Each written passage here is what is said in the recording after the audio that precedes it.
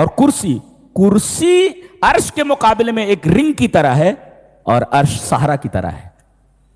تو عرش اس کے بارے میں فرمایا گیا الذی لا یقدر قدرہ الا اللہ. عرش کتنا بڑا ہے اللہ کے علاوہ کسی کو معلوم نہیں. یہ الفاظ ہیں.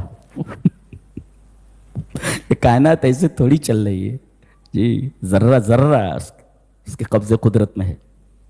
ٹس سے مس نہیں ہوتی کوئی چیز. کیا مجال سورج ذرہ برابر سر تابی کر سکے؟ آج نہیں نکلوں گا, آج نہیں ڈوبوں گا. ہمت ہے؟ ہمت ہے. ہمت کس کے قبضے قدرت میں؟ آدمی سمندروں کو دیکھتا ہے, اس کی لہروں کو دیکھتا ڈر جاتا ہے. وہ ٹائٹینک کو پتہ لگانے کے لیے ہم نے ایک سین دیکھا کیسے جا رہے ہیں اندر. اللہ اکبر. وہ جہاز کا ملبہ وہاں پڑا ہوا ہے ریکی جس کا. حیرت ہوتی ہے. رب تعالیٰ کو معلوم ہے کون چیز کہاں پر ہے, کتنی بڑی بلم ہے, کس کو کیا خوراک دینی ہے. رب کو سب معلوم, سب معلوم ہے اس کو. اللہ اکبر. وسع کرسیہ السماوات والارض وکان اللہ بکل شیء محیطا ولا یؤودہ حفظہما. اللہ پر زمین اور آسمانوں کا سنبھالنا, اس کی حفاظت بھاری نہیں ہے. یہ اس میں یہودیوں کا رد ہے. یہودیوں نے کہا کہ اللہ نے آسمانوں اور زمینوں کو بنایا اور سنیچر کے دن آرام کیا, یعنی یہ تھک گیا تھا. اللہ نے فرمایا وَلَقَدْ خَلَقْنَا السَّمَاوَاتِ وَالْأَرْضَ وَمَا بَيْنَهُمَا فِي سِتَّةِ أَيَّامٍ وَمَا مَسَّنَا مِن لُغُوبٍ. ہم نے آسمانوں اور زمینوں کو اور آسمانوں اور زمینوں کے درمیان جتنی بھی چیزیں ہیں ہم نے 6 دن کے اندر بنا ڈالی, اور تھکن تو چھوڑو, ہمیں تھکن چھو کر نہیں گئی. مس ٹو ٹچ. وما مسنا من لغوب. مس ٹو ٹچ. ہمیں تھکن چھو کر نہیں گئی. یہ ہمارا رب ہے. ساری چیزیں بنانے کے بعد تھکن چھو کر نہیں گئی. اندازہ لگائیے آپ کیسا ہے ہمارا رب. یہ اس کی تفسیر ہے. ولا یؤودہ حفظہما وہو العلی العظیم. علی کا مطلب ہوتا ہے کہ فاللہ فوق العالم. اس یونیورس کے پرے ہے وہ, اس یونیورس میں نہیں ہے وہ, اس یونیورس کے پرے عرش پر مستوی ہے. اس کی تفسیر الرحمن علی العرش استوى هو العلی, اس لیے کہ وہ بلند ہے اپنی ذات کے اعتبار سے, اپنی صفات کے اعتبار سے, اپنے قہر کے اعتبار سے, اپنے غلبے کے اعتبار سے بلند ہے, وہ اوپر کی طرف ہے. تو وہ العلی کی تفسیر کیا ہوئی؟ وہ العلی کی تفسیر الرحمن علی العرش استوى. اور عظیم کی تفسیر ہے وَهُوَ رَبُّ الْعَرْشِ الْعَظِيمِ. جی وہ رب عرش عظیم. اس لیے کہ عظمت المخلوق تدل علی عظمت الخالق. مخلوق کی عظمت خالق کی عظمت پر دلالت کرتی ہے. مخلوق بڑی ہو, عظیم ہو, تو اس کا بنانے والا کتنا عظیم ہوگا. تو وہ رب عرش عظیم ہے. تو رب عرش عظیم ہے وہ, تو اس کی تفسیر ہوگی عظیم کی وہو رب العرش العظیم. جب اس کا عرش عظیم ہے تو عظمت المخلوق تدل علی عظمت الخالق. جی یہ اس آیت کریمہ کی تفسیر القرآن بالقرآن ہے. قرآن کی تفسیر قرآن سے.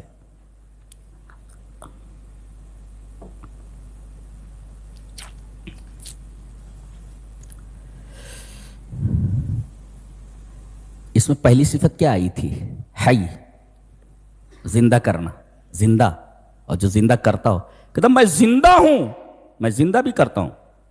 اس کے بعد 3 واقعے بیان کیے گئے جس میں یہ بتایا گیا کہ زندہ میں ہی کرتا ہوں. ایک پاگل تھا آدمی نمرود, حضرت ابراہیم کے دور میں تھا. وہ کہتا تھا میں رب ہوں. مقابلہ ہوا. حضرت ابراہیم نے کہا کہ میرا رب وہ جو مارتا اور جلاتا ہے. کہنے لگا میں بھی مارتا اور جلاتا ہوں.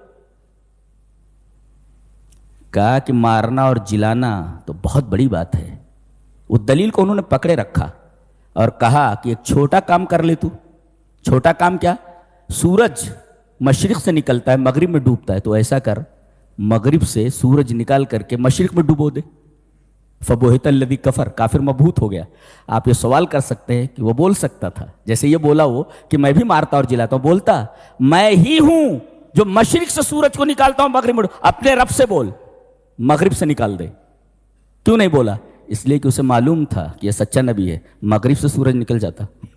اسے معلوم تھا کہ اگر ایسی بات آتی تو اللہ مغرب سے سورج نکال دیتا تھا. اور دوسرے یہ وہاں پر اس سے زیادہ عمر کے لوگ بیٹھے ہوئے تھے. وہ بولتے تھے تو پاگل ہے یہ اس کے پیدا ہونے سے پہلے ہی سورج ادھر ہی سے نکلتا تھا ادھر سے ڈوبتا تھا. تو جواب کیا دے؟ فبہت الذی کفر, کافر جو ہے مبہوت ہو گیا. یہ تو ایک واقعہ ہے زندگی کا, زندہ کرنے کو. کہتا میں بھی مارتا اور جلاتا ہوں. اللہ فرماتا تم نہیں مار رہے, جلا نہ مار سکتے ہو نہ جلا سکتے ہو, میں ہی مارتا اور جلاتا ہوں. پھر ایک دوسرا قصہ ہے, کہتے ہیں کہ حضرت عزیر علیہ السلام ہے, وہ کہہ رہے تھے ایک بستی سے گزرے جسے بخت نصر ایک بادشاہ تھا, ظالم تھا, اس نے تباہ و برباد کر دیا تھا اس بستی کو. اس طرف سے گزرے, دیکھا کہ مکین ایک بھی نہیں ہے, مکانات ہیں گرے ہوئے ہیں. تو اللہ کیسے مردوں کو زندہ کرے گا؟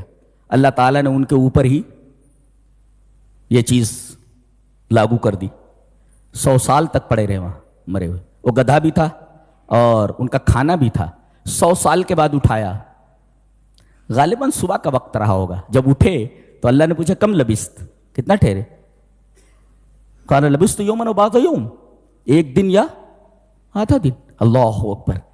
آئنسٹائن کا جو نظریہ اضافیت ہے, تھیری آف ریلیٹیوٹی, کہ ایک وقت جو ہے مختلف انداز سے چیزوں کے اوپر گزر رہا ہے. یہ دیکھیں یہاں پر یہ ٹفن رکھا ہوا ہے, یہ گدھا ہے اور یہ حضرت خود ہیں. اب یہ زندہ ہیں, کھانا ویسے کا ویسا ہے, گدھا سڑ گل گیا ہے, صرف ہڈیاں اللہ نے باقی رکھی ہیں دکھانے کے لیے.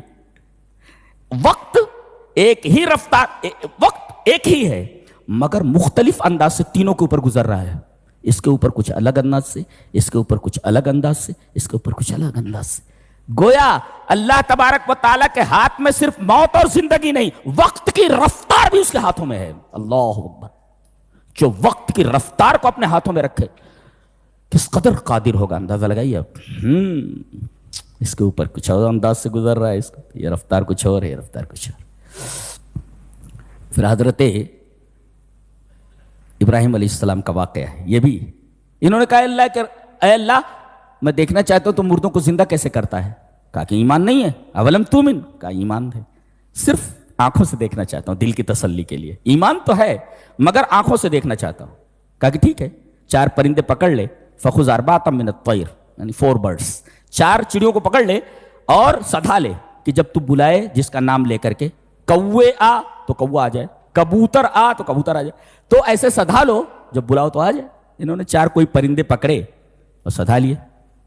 اس کے بعد اللہ نے فرمایا 4 کو کاٹ ڈالو اور ان کے گوشت کا قیمہ کر ڈالو, ان کے پروں کو آپس میں ملا دو اور ان کو گوشت کو آپس میں ملا دو, اور 4 پرندوں کے ان ملے ہوئے ان مکسچر کو 4 پہاڑوں کے اوپر رکھ کر کے آ جاؤ جی, اور پھر بلاؤ.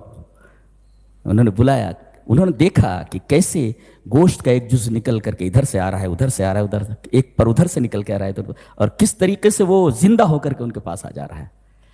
سوال کر سکتے ہیں آپ کہ ایک جگہ ہی رکھ دیا جاتا نا, الگ الگ 4 پہاڑوں پر رکھنے کی کیا ضرورت تھی, دور دراز. اللہ یہ فرمانا چاہ رہا ہے کہ تمہارے اجزاء سڑ گل کر کے کدھر بھی چلے جائیں, کتنے بھی فاصلے پر, تم ہماری نگاہوں میں ہو. تمہارا ایک ایک ذرہ ہماری نگاہوں میں, تم بھاگ نہیں سکتے کہیں بھی. اللہ اکبر. یہ بتایا گیا کتنے بھی فاصلے پر تمہیں رکھ دیا جائے, تمہارا قیمہ کر دیا جائے, تم بچ نہیں سکتے جی. اس کے بعد اسلام کا اقتصادی نظام بتایا جا رہا ہے, اقتصادی نظام. اور یہاں یہ بتایا گیا الاسلام منہج تنموی لیس منہجا ربویا, یعنی اسلام از اے growth related religion, not riba based religion, riba based system, not, it is a not usurious system, it is a growth related system. تنمیہ کہتے, تنمیہ کہتے activity of helping something to develop, ایسی ایکٹیویٹی کو جو کسی چیز کو بڑھنے میں مدد دے. اللہ تبارک و تعالیٰ نے اسلام کے اندر یہ سسٹم رکھا ہے کہ کسی کی آپ مدد کریں تاکہ وہ بڑھے. اسی وجہ سے سود کو بیچ میں لایا گیا. عجیب بات ہے. مفسر لکھتا ہے الملاحظ ان آیات الربا جاءت بین الانفاق والربا لتوضح ان الاسلام لا يحرم شيئا الا وياتي بالبدیل الاصلح. اس کی تفصیل میں بعد میں کرتا ہوں. پہلی 14 آیتوں میں جہاں اقتصادی اور مالی نظام پر بحث کی جا رہی ہے, 14 آیتیں ہیں جی, یہاں سے شروع ہو رہی ہیں. مثل الذین ينفقون اموالهم فی سبیل اللہ کمثل حبہ. ابھی ہماری کسی بہن نے 80,000 روپے دیے ہیں نا, تب ان کے لیے قرآن حکیم کیا بولتا ہے؟ قرآن حکیم بولتا ہے 1 روپیہ دیا آپ نے تو گویا کہ 1 روپے سے آپ کو 700 ملے ہیں. 1 روپے فی سنبلۃ, اللہ میں گن بھی نہیں سکتا. واللہ یضاعف لمن یشاء واللہ واسع علیم. یہ جو آپ نے دیا ہے میں بتا نہیں سکتا آپ کو کتنا ملنے والا ہے. یہ قرآن حکیم کی آیت دیکھ لیجئے, اور وقت نہیں ہے اور نہ تفصیل وہ کیلکولیٹ کر کے میں بتا دیتا. جی بہت بڑی بات ہے یہ. تو گویا کہ 14 آیتوں میں اسلام کا مالی نظام بتایا گیا ہے. صدقہ کرو. صدقے کا مطلب کیا ہے؟ Activity of helping someone to develop. بڑھو, تم بڑھو. 14 آیتیں. اور عجیب بات تو یہ ہے کہ بیچ میں ایک بات کہی گئی, لیس علیک ھداھم ولکن اللہ یہدی من یشاء. آپ کے اوپر ان کی ہدایت نہیں ہے. یہ کن کا تذکرہ ہے؟ یعنی اگر غیر مسلم بھی ضرورت مند ہے تو اپنے صدقے سے اس کی مدد کر دو. یہ اسلام کا دل ہے. یہ ہم اسلام کے پیچھے پڑے ہوئے. مسلمان نماز پڑھا تو لات سے مار رہا ہے پولیس والا. ارے کیا ہے یہ بھائی, یہ سب کیا ہے؟ یہ اسلام ہے. یہ وہ کہہ رہا ہے اگر غیر مسلم بھی ضرورت مند ہے تو اسے بھی صدقہ دو اور اس کو پیر پر کھڑا کر دو. ہدایت کا جہاں تک معاملہ ہے وہ تمہاری ذمہ نہیں. لیس علیک ھداھم ولکن اللہ یہدی من یشاء. لیکن ضرورت پر اس کی مدد کرنا یہ سسٹم ہے, قرآن کا قانون ہے, یہ اسلام کا. اس کی مدد کی جائے. یہ درمیان میں بات ہے.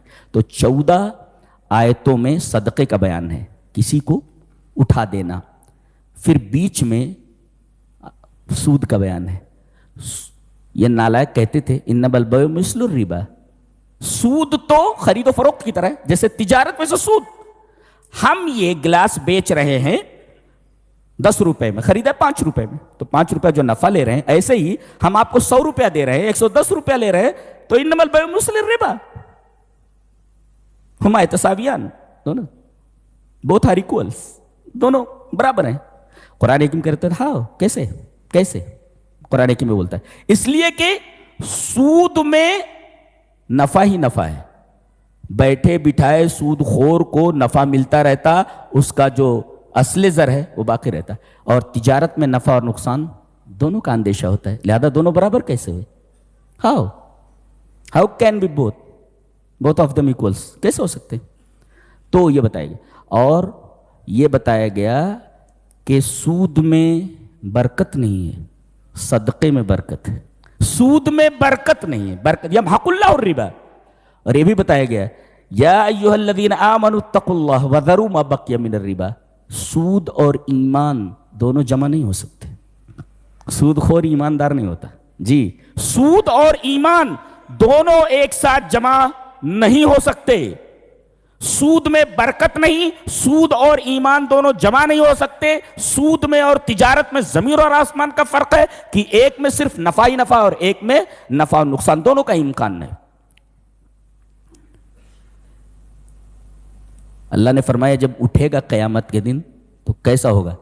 جیسے جن نے چھو کر کے اس کو باولا بنا دیا. اب یہ دھن کی دھن میں باولا تھا, جب اٹھے گا تو ایسے سے اٹھے گا, سر پاگل کی طرح, پاگلوں کی طرح اٹھے گا. کہیں پیسہ مل جائے بولے پیسہ مل جائے. اللہ نے فرمایا الذین یاکلون الربا لا یقومون الا کما یقوم الذی یتخبطہ الشیطان من المس. یہ لوگ جو سود کھاتے ہیں یہ جب اٹھیں گے تو ایسے اٹھیں گے جیسے کسی شیطان نے ان کو چھو کر خپتی بنا دیا ہو. اس کا مطلب شیطان لگتے بھی ہیں. جی, اور آدمی پاگل بھی ہو سکتا ہے شیطان کے لگنے سے. جی.